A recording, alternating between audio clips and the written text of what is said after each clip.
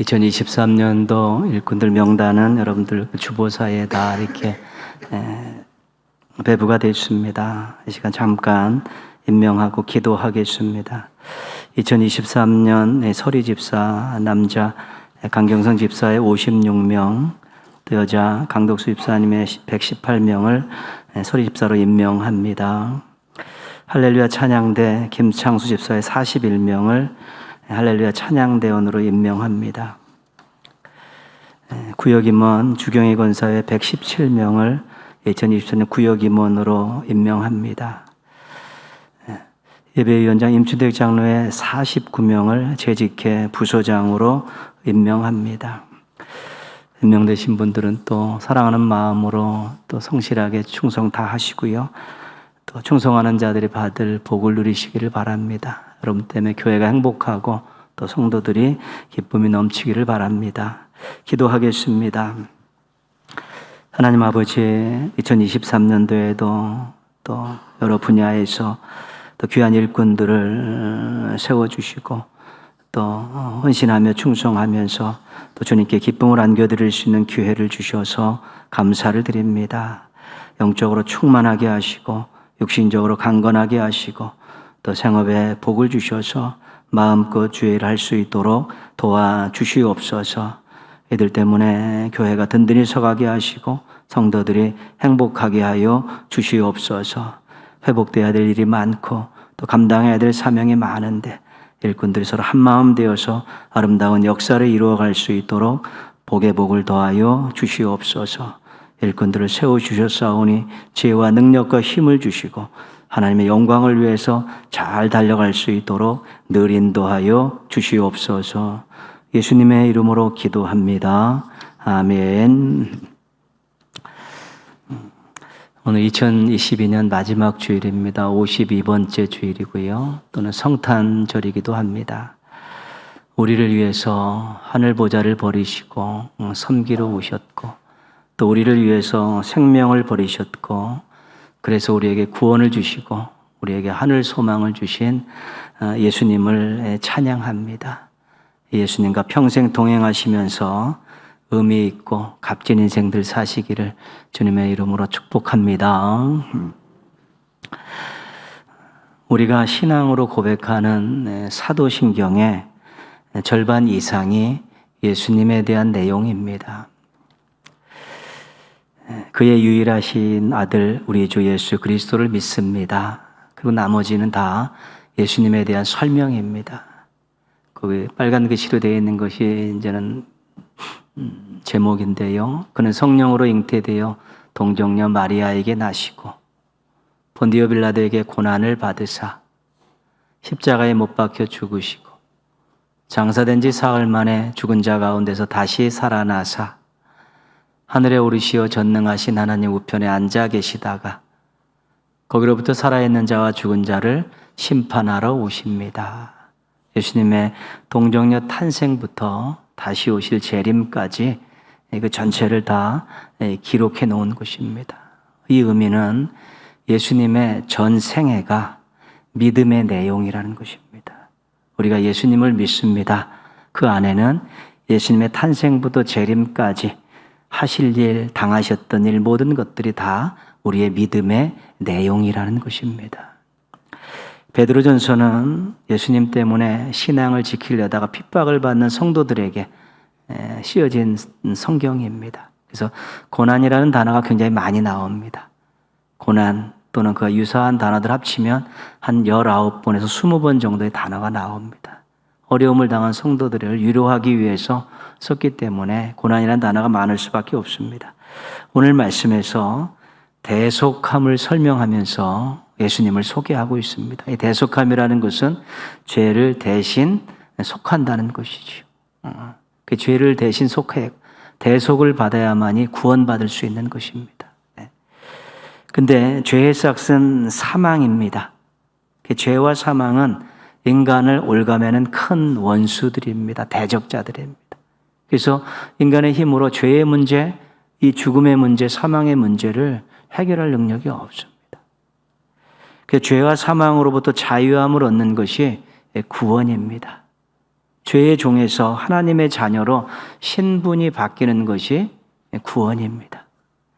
세상에 살지만 하늘 시민권자가 되는 것이 구원입니다. 그럼 이 대속함, 이 구원이 어떻게 해서 우리의 것이 되었는가? 그 설명을 18절, 19절에서 하고 있는 것입니다. 너희가 알거니와 너희 조상들이 물려준 헛된 행실에서 대속함을 받은 것은 은이나 금같이 없어질 것으로 된 것이 아니요 오직 흠없고 점없는 어린 양 같은 그리스도의 보배로운 피로 된 것이니라. 이 대속함 구원은 우리들이 가장 가치 있게 여기는 금이나 은 이런 것들로 얻은 것이 아니라는 것입니다. 우리 아이들이 부르는 그 복음성가에서요, 돈으로도 못 가요 하나님 나라, 아이들이 불러서 가벼운 노래 같지만 구원의 진리가 담겨있는 아주 깊은 의미의 그런 가사입니다. 세상에서 가장 가치 있고 귀하게 인간들이 여기는 그것 가지고 이 대속함, 구원을 받는 택도 없다는 것입니다. 그럼 어떻게 그 구원을 받게 됐냐면 흠없고 점없는 어린 양 같은 그리스도의 보배로운 피로 얻었다는 것입니다. 예수님께서 십자가에서 죽으시면서 흘리셨던 그 피 때문에 대속함을 받게 됐고 구원을 얻게 됐다는 것입니다. 이 의미는 뭐냐면 구원의 근거가 인간에게 있거나 세상에 있지 않고 하나님께 있다는 것입니다. 예수 그리스도께 있다는 것입니다. 그래서 구원이 선물이 되는 것입니다.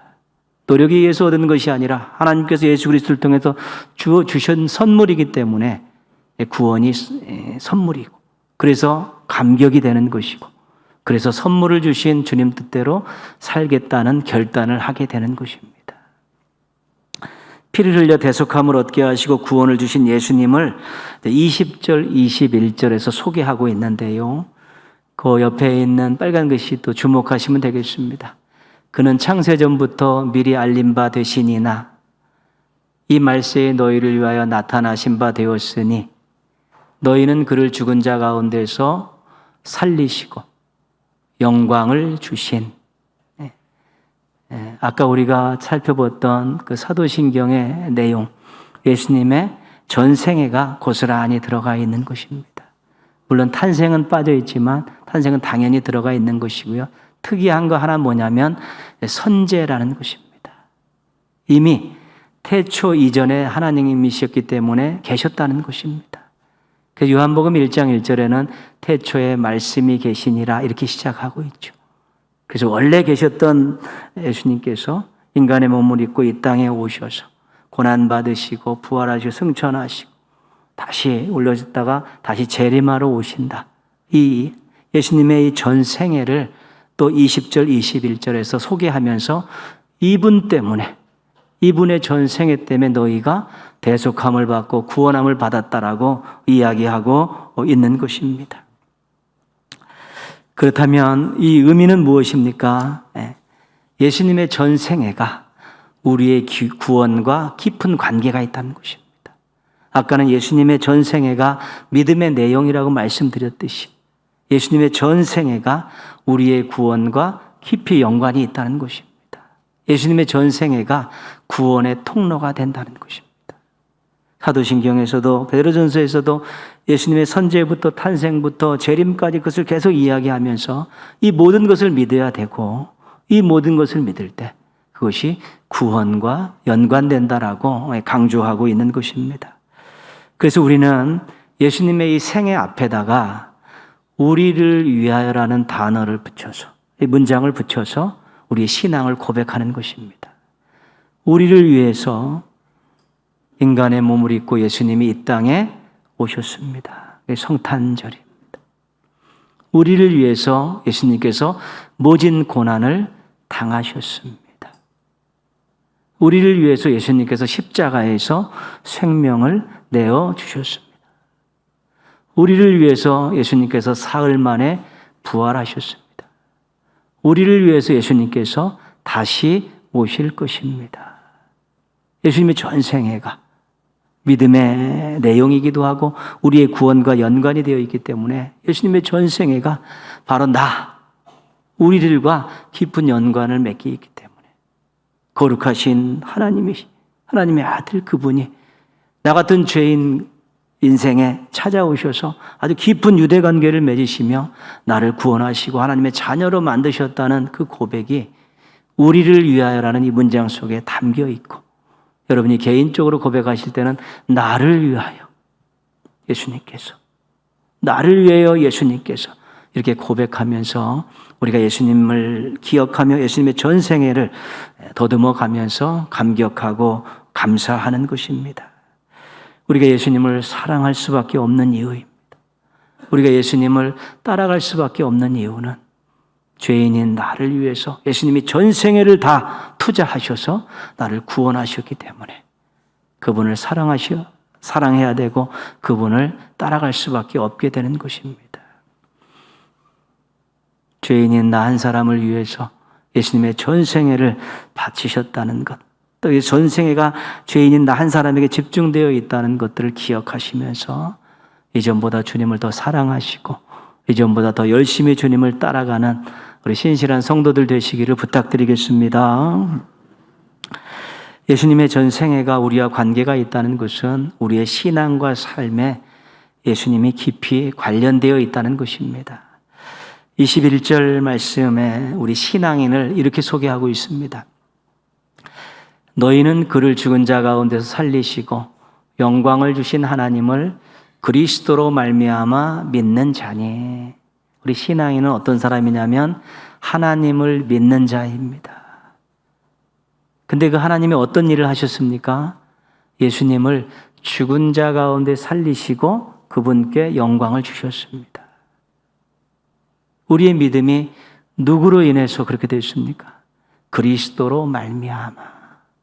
이 말은 뭐냐면 예수님이 오기 전에는 하나님을 직접 사람들이 믿음이라고 고백했죠. 하나님을 믿는다고. 그러나 예수님이 이 땅에 오신 이후에는 예수님을 믿음을 통해서 우리가 하나님을 알게 되고 믿게 된다는 것입니다. 이게 중보자입니다. 그것이. 우리가 직접 하나님을 믿을 수 있지만 지금은 예수 그리스도가 오신 이유는 우리가 예수님을 믿음을 통해서 하나님을 믿게 되는 것입니다. 우리가 예수님의 전생애를 믿음을 통해서 하나님께서 그 전생애에 다 관여하셨구나. 나를 위해서 그 인생을 전생애를 다 다듬으셨구나라고 고백하면서 하나님을 믿게 된다는 것입니다. 그래서 우리가 요한복음 1장 12절에 보면 영접하는 자 곧 그 이름을 믿는 자들에게는 하나님의 자녀가 되는 권세를 주셨다. 우리가 예수 그리스도를 먼저 영접하면서 하나님을 아버지로 고백하는 것입니다. 예수 그리스도에 대한 믿음이 하나님의 믿음과 연결되어 있죠. 그러니까 예수 그리스도가 없는 믿음은 하나님으로 가는 진정한 믿음이 될 수 없는 것입니다. 예수 그리스도를 먼저 믿어야지 하나님을 믿게끔, 그렇게 예수님이 오신 이후에는 믿음이 그런 원리를 갖게 된 것입니다. 그래서 우리의 믿음을 이렇게 중심에는 예수 그리스도께서 보석처럼 자리하고 계십니다. 예수 그리스도가 빠져있는 믿음은 진정한 믿음이 아닙니다. 우리가 예수 그리스도가 빠져있는 믿음을 우리가 요즘 이야기하는 신학적인 용어로 종교다원주의라고 이야기하는 것입니다. 예수님 없이 다 똑같은 하나님을 다 믿을 수 있다라고 이야기하지만 성경에서 말하는 우리의 믿음의 이 중간에는 전생애를 우리에게 투자하신 예수 그리스도가 있는 것입니다. 그래서 우리의 믿음은 예수님과 깊은 연관을 가지고 있고 예수님을 빼놓고는 우리의 믿음을 말할 수 없는 것입니다. 우리의 소망도 마찬가지입니다. 예수님을 빼놓을 수가 없습니다. 1장 3절은 앞부분에 있는 말씀인데요. 자막을 보시면 그의 많으신 긍휼대로 예수 그리스도를 죽은 자 가운데서 부활하게 하심으로 말미암아 우리를 거듭나게 하사 산 소망을 잊게 하시며, 하나님께서 우리에게 산 소망을 주셨습니다. 죽은 소망이 아닙니다. 죽은 소망은 뭐입니까? 망상, 허상, 공상 이런 것입니다. 산 소망은 앞으로 반드시 일어날 일을 기대하는 것입니다. 그게 산 소망입니다. 그런데 하나님께서 우리에게 산 소망을 주셨는데 하나님께서 예수 그리스도를 죽은 자 가운데서 부활하게 하심으로 말미암아 우리에게 산 소망을 주셨다는 것입니다. 우리가 정말로 부활에 대한 소망을 갖고 또 영생에 대한 소망을 갖고 예수님 다시 만날 날을 소망하고 하나님 나라의 소망을 가질 수 있는 증거는 뭐냐면 예수님의 부활이라는 것입니다. 고린도전서 15장에서는 예수님을 부활의 첫 열매라고 말씀합니다. 예수님이 부활했고 그 이후에 예수님을 믿는 모든 사람들도 다 부활한다는 것입니다. 그래서 예수님이 부활하셨기 때문에 나도 부활합니다. 예수님이 부활하셨기 때문에 나도 이제 영생을 누리게 됩니다. 예수님을 부활하셨기 때문에 하나님 나라가 있는 것을 내가 믿습니다. 이것이 우리의 소망이 됐다는 것입니다. 예수님의 부활이 우리의 소망이 된 것입니다. 예수님의 부활이 없으면 우리가 가지고 있는 소망이 공상이 될 수 있고 망상이 될 수 있고 허상이 될 수 있는 것입니다. 증거가 없기 때문에 그렇습니다. 그러나 예수님이 부활하심, 하나님께서 사흘 만에 예수님을 죽은 자 가운데서 다시 살리심을 통해서 예수님이 다시 살아나셨기에 나도 살아난다. 나도 영생의 주인공이고 나도 하나님 나라를 갈 수 있고 나도 예수님 다시 만날 날을 기다리고 있다라고 우리가 우리의 소망이 담긴 고백을 할 수 있게 되는 것입니다. 21절 말씀 보시면요. 너희의 믿음과 소망이 하나님께 있게 하셨느니라. 우리는 하나님을 믿는 사람들입니다. 그리고 예수님의 부활을 통해서 우리가 하나님께 소망을 두고 사는 사람입니다. 하나님께서 나를 다시 살리실 것입니다. 하나님께 나에게 영생을 주실 것입니다. 하나님 나에게 하나님 나라의 자리를 예비해 주셨습니다. 주시죠. 그래서 우리의 믿음과 소망이 하나님께 있습니다. 아까 우리가 믿음에 이렇게 자세히 들여다보면 그 안에 보석과 같은 예수 그리스도가 자리하고 계셨듯이 우리의 소망을 가만히 보면 그 속에는 부활하신 예수님께서 자리하고 계신 것입니다. 부활하신 예수님이 없는 소망은 나중에 기대할 곳이 없습니다. 가봐야 아는 것입니다. 그러나 예수 그리스도의 부활하심이 있는 소망은 하나님께서 하신 일이기요. 하나님이 약속하신 것이기 때문에 반드시 이루어지기 때문에 그것이 진짜 소망이 될 수 있는 것입니다. 예수님을 믿게 하심으로 우리로 하나님을 믿게 하셨습니다. 예수님의 부활로 우리로 하나님께 소망을 두고 살게 하셨습니다. 믿음을 가진 우리, 소망을 갖고 사는 우리에게 하나님께서 강력하게 요구하시는 삶이 있습니다. 22절 말씀인데요. 같이 한번 읽겠습니다. 너희가 진리를 순종함으로 너희 영혼을 깨끗하게 하여 거짓이 없이 형제를 사랑하기에 이르렀나니 마음으로 뜨겁게 서로 사랑하라. 대강절 기간 4주간 보냈습니다. 대강절 4주간 보내면서 내가 나를 사랑하느냐라는 주제를 가지고 우리가 자기의 대답들을 준비했었는데요. 이 대강절 기간에 우리가 하나님 말씀 또 예수 그리스도의 행적들을 더듬어 보면서 결국은 우리들에게 요구하는 삶은 사랑입니다. 사랑으로 귀결되게 있습니다. 우리가 이 땅을 살아가면서 살아내야 될 삶의 모양은 사랑의 삶이라는 것입니다. 하나님께서도 명령하신 말씀들을 읽어보면 사랑하는 내 마음과 뜻과 정성을 다해 하나님을 사랑하고 내 이웃을 내 자신과 같이 사랑하라고 명문화시켜 놓고 못을 딱 박아 놓으셨습니다. 신약에 오면 예수 그리스도를 통해서 우리를 위해서 정말 십자가를 지고 자기를 희생을 통해서 그 사랑을 보여주신 예수님을 바라보면서 결국은 그분이 하신 말씀, 서로 사랑하라는 말씀을 우리가 가슴에 담고 우리도 결국은 사랑하며 살 수밖에 없는 것입니다. 그래서 믿는 자들에게 요구하는 것은 사랑하라는 것입니다. 만나는 사람들과 사랑의 관계를 잘 맺고 자신이 속해 있는 공동체를 사랑의 공동체로 만들기 위해서 노력하는 삶을 살라는 것입니다. 하나님을 믿는다면 사랑하며 살라는 것입니다. 하나님께 소망을 둔다면, 소망을 두고 산다면 사랑하며 살아야 된다는 것이고요. 신앙이 있으면 사랑의 삶을 장착해야 된다는 것입니다. 순수하게 사랑하려면 우리가 영혼이 깨끗해야 합니다. 사랑이라는 말이 너무나 난무하고 있는데 정말로 뒤에 다른 의도를 가지고 불순한 의도를 가지고 사랑하는 것들이 많습니다. 말로만 하는 사랑이 있고 결국은 말은 사랑한다 하지만 자기 이익을 챙기려고 하는 사랑도 많이 있습니다. 그런 불순한 사랑을 이야기하는 것이 아니라 깨끗한 맑은 영혼을 가지고 순수한 마음을 가지고 정말 예수 그리스도처럼 우리가 이렇게 자신을 내어주고 또 더불어 살고자 하는 마음을 가지고 사랑하기를 원하고 계신데, 그러기 위해서 영혼이 깨끗하고 맑고 순수해야 된다는 것입니다. 우리가 내가 나를 사랑하느냐는 그 예수님의 그 질문을 베드로가 받고 내가 주를 사랑하는 줄 주께서 아시나이다 대답하지 않았습니까? 그때 예수님께서 내 양을 먹이라 그렇게 말씀하셨습니다. 아무런 설명이 없습니다. 왜 예수님께서는 베드로에게 내 양을 먹이라고 말씀했느냐? 네 사랑 고백을 들어보니까, 네 진심을 헤아려 보니까 양을 맡기면 정말 사랑하며 목양할 것 같다. 자기를 희생하면서 목양할 것 같다.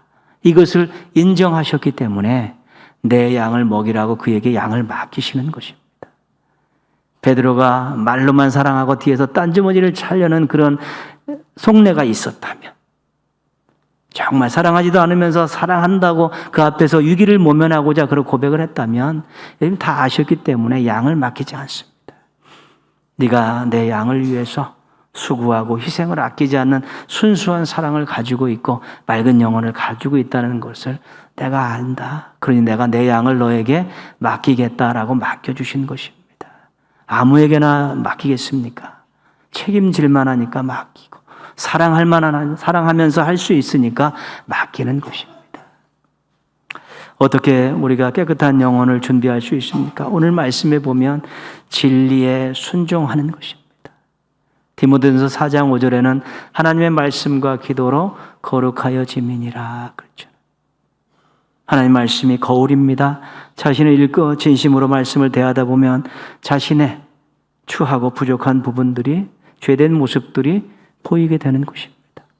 그러면 회개 기도하고 다시 말씀으로 또 씻음을 받는 것이고, 또 이렇게 순수하고 깨끗하게 살게 유혹들이 올 때는 이 말씀이 방패가 되어서 막아주고, 또 때로는 이 말씀이 공격하는 검이 되어서 그것들을 물리치면서 깨끗한 영혼들을 가질 수 있도록, 순수함을 유지할 수 있도록 해주는 것입니다.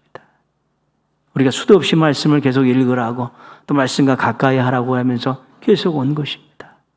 어떨 때는 뜻도 잘 모르는 것도 있습니다.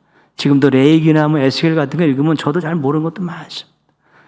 그러나 계속 말씀을 접하면서 단어를 하나씩 하나씩 친숙하게 만들어가고, 또 문장들을 친숙하게 또 만들어가고, 그러면서 설교를 통해 조금 깨닫고, 성경 공부하면서 조금 깨닫고, 또 책을 보면서 좀 깨달으면서 우리가 말씀이 정말로 우리에게 생명이 되고 거울이 되고 힘이 되고 방패가 되고 칼이 되는 그런 것들을 경험하면서 자신을 깨끗하게 만들어가는 것이 말씀의 능력입니다.